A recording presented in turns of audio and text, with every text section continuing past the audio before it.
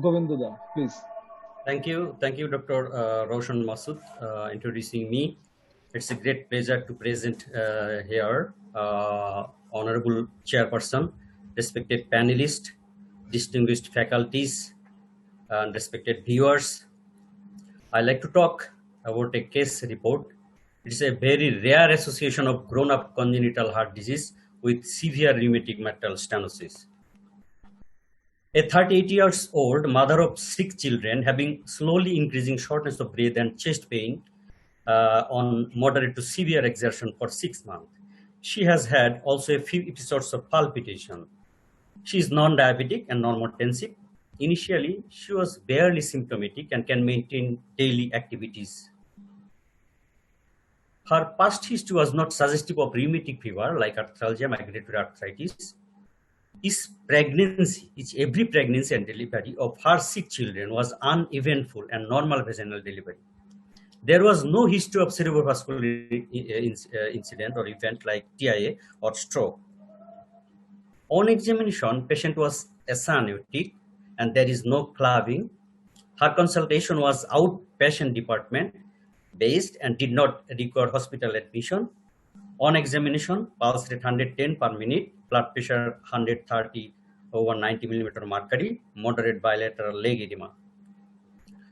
On precordium examination, on auscultation, there is a low pitch rough rumbling with diastolic murmur, base heart in the mitral area, left lateral position, base hold after expiration, grade 3/6. There is also a pansystolic murmur in tricuspid area, grade 2/6. She was treated with penicillin, diuretics, statin, beta blocker, and anticoagulant.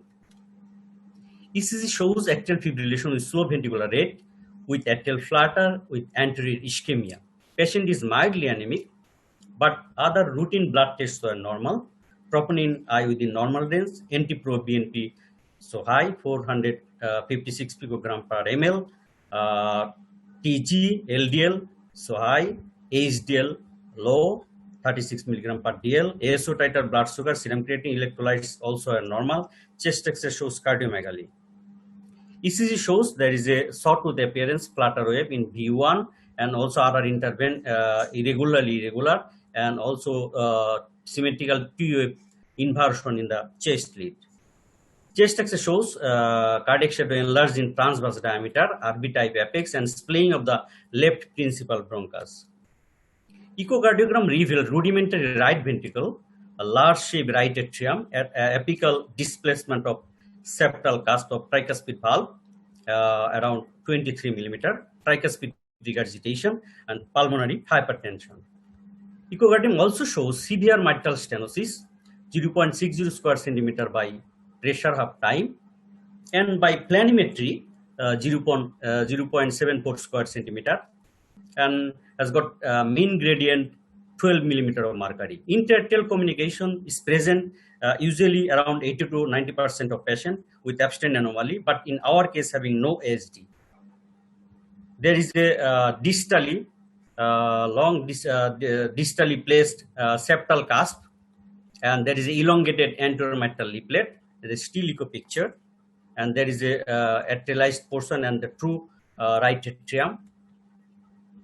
There is a color mosaic across the mitral valve from LA to LV, and there is a large right atrium.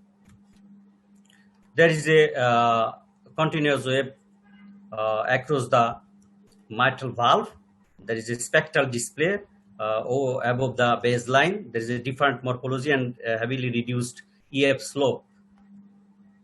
Here also a mode cursor across the mitral valve also shows the reduced EF slope and different morphology. And we have seen there is a mild to moderate change in the commissure. That means the mildly commissural fusion bilateral, both the commissures, and also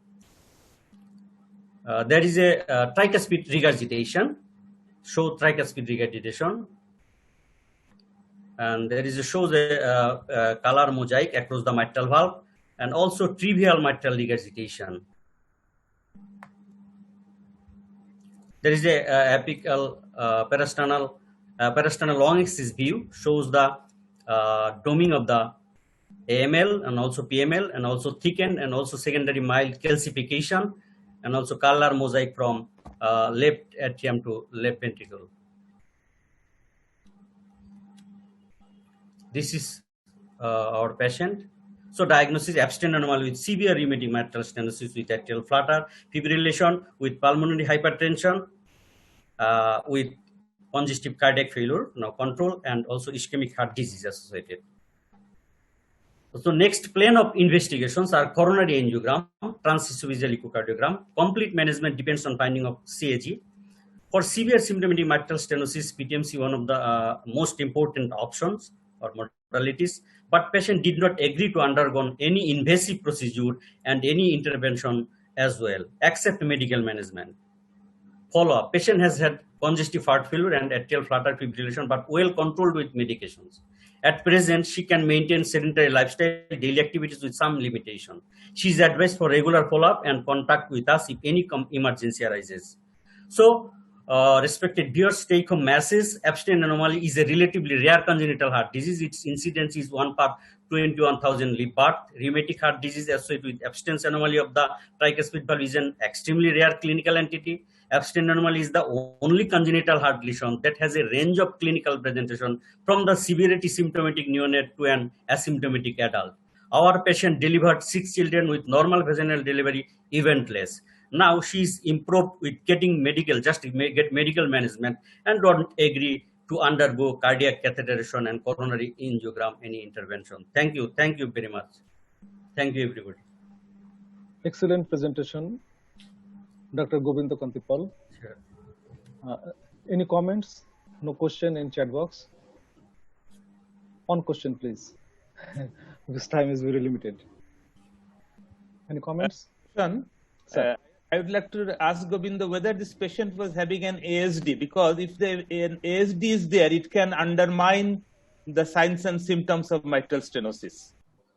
Sir, I have seen in thoracic echocardiogram in different views, even in subcostal view, due to time constraint, cannot upload this all the view or picture video clips.